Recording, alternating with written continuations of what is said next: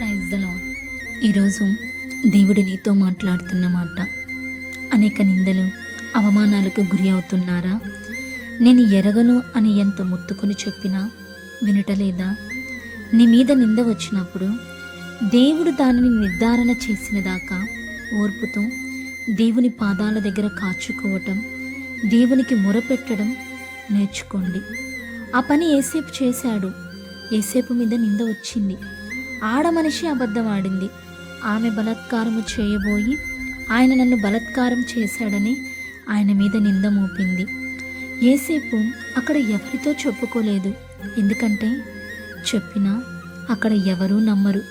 ఓపికతో, ఓర్పుతో సృష్టికర్త అయిన దేవుడి వైపు చూశాడు. సమయం వచ్చినప్పుడు నా దేవుడే నిజ నిర్ధారణ జరిగిస్తాడు అని మౌనంగా ఉన్నాడు. చివరికి ఏసేపు జీవితంలో ఏం జరిగిందో మనందరికీ తెలుసు.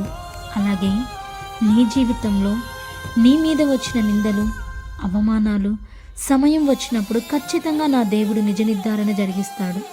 అప్పటి వరకు ఓర్పుతో దేవునికి మొరపెట్టు.